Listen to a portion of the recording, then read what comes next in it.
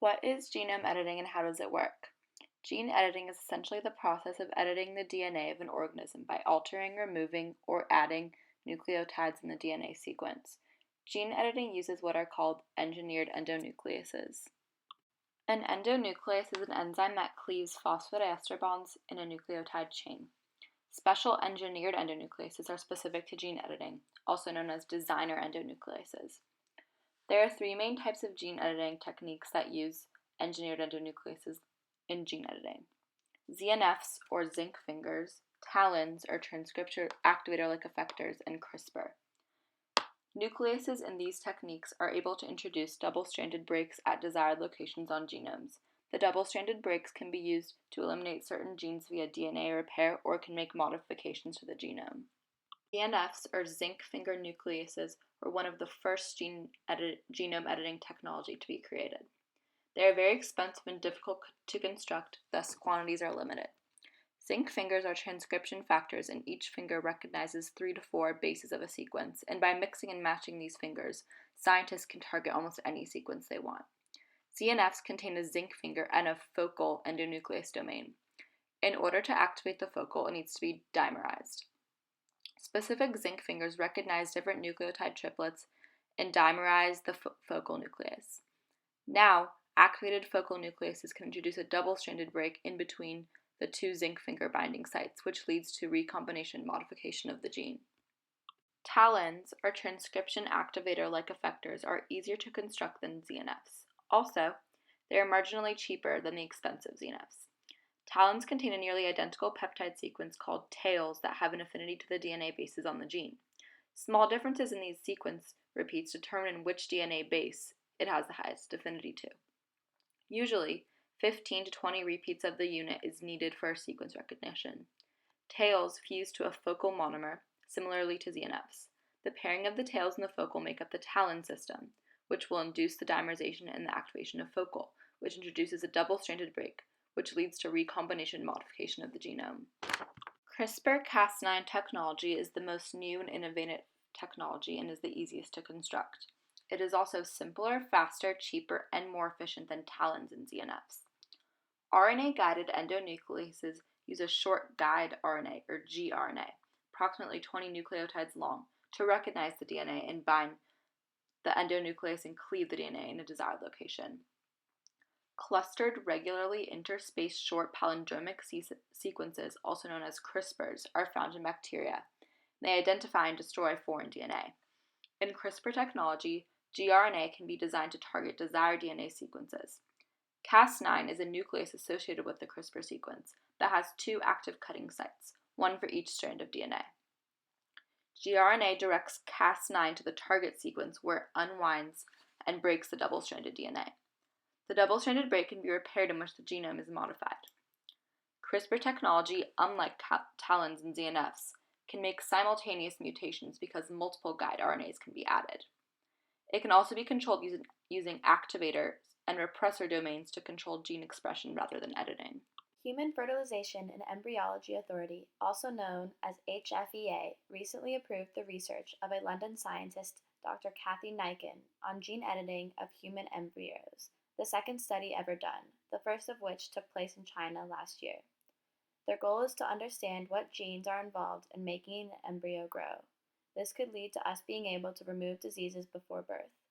The study of gene editing could also lead to a better understanding of the cases of infertility, miscarriages, and if accepted, could improve in vitro fertilization success rates. The main benefit of embryo gene editing is disease prevention, for example, cystic fibrosis.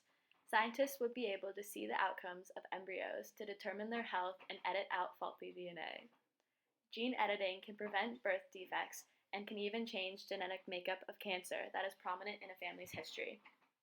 Gene editing is also ideal in an economic sense. It is cheap and easy, which would be helpful for low-income families who have children with disabilities. In the future, gene editing could be used essentially as a vaccine for babies pre-birth. Some scientists strongly encourage studying embryo gene editing, while others say, quote, it is a line that should not be crossed. Though there are all these benefits to gene editing, there are ethical matters that go along with changing someone's genetic makeup. Some researchers say It could cause heritable genetic defects and could deepen social inequalities. In the future, people might use gene editing to make their child a designer baby. This would mean that their traits could be purchased. Compromises have been suggested, such as allowing gene editing on embryos if they are not implanted into a woman and are destroyed after 14 days. What is needed is a nationwide agreement on what should be allowed in terms of gene editing. So far, only China and the UK have been approved for research on embryo gene editing, and it is still illegal in the US. Many believe that research on genetically modifying embryos for reproductive purposes should not be allowed until there is larger support for it. Some of the stakeholder groups include the scientists and researchers on the topic, affected communities, industry, regulatory bodies, and members of the public. The editing of genes in human embryos is a relatively new idea and recently has been hyped up with the new CRISPR-Cas9 technology that has been created. Early February of 2016, the UK Human Fertilization and Embryology Authority, or the FHEA, permitted scientists, most notably Kathy Nikian, to perform gene editing on human embryos. Dr. Nikian and her team were allowed to conduct gene editing on healthy embryos in the early stages of development, just days after fertilization, and destroy the embryos after 7 days. These embryos are donated by patients who have undergone IVF. In order for Dr. Nikian and her team to begin experimenting, a local ethics board will first need to approve their research. Although the experimentation of gene editing is allowed for research, the embryos are not allowed to be used to conceive a child. The US has yet to approve gene editing research and currently refused to fund it. This policy was passed due to ethical concerns that were brought up regarding gene editing in human embryos. In 1996, a law was passed in the US that prevents the government from funding the destruction or creation of embryos for the purpose of research. At the end of 2015, the National Institutes of Health, NIH, still refuses to fund research proposals for CRISPR-Cas9 germline editing research. Although not funded by the government, privately funded research is allowed and has become more accessible with the cheaper CRISPR-Cas9 technology as it has become available.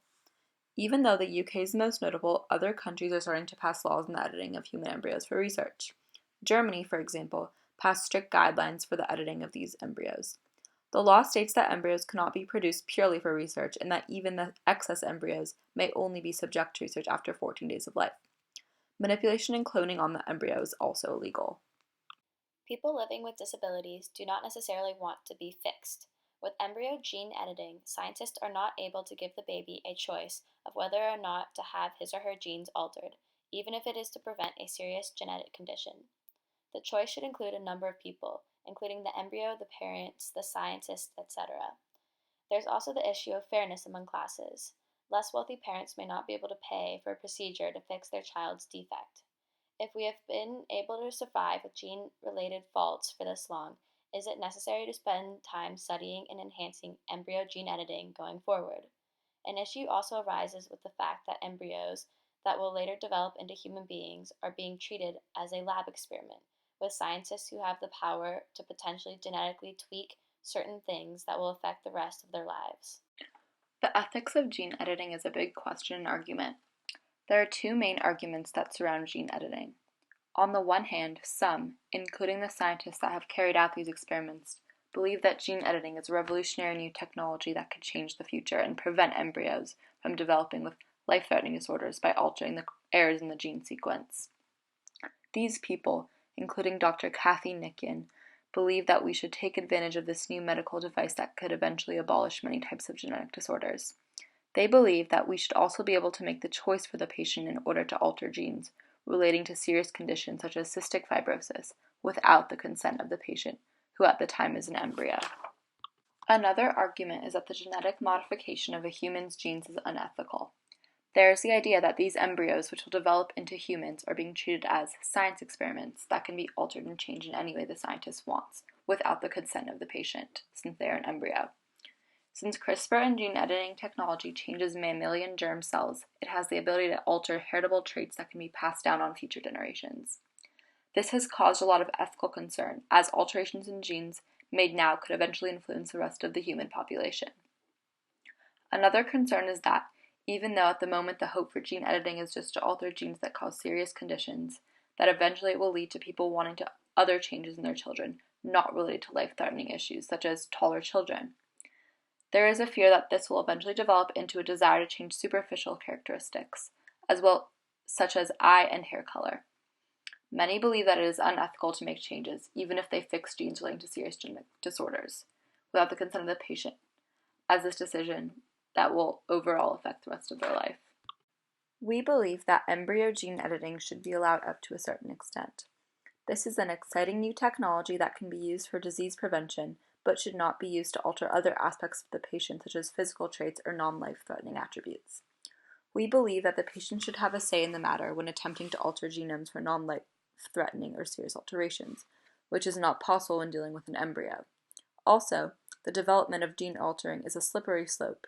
We believe that it should be used carefully, as it could develop into people wanting to design their own children. We believe that it is unethical to alter superficial traits or change heritable traits at all, but this technology should just be used to fix errors in genes that cause serious genetic disorders. Also, because of the risks previously discussed, we believe that gene editing of human embryos should only be used in necessary situations, as to avoid possible serious repercussions such as the development of blood disorders.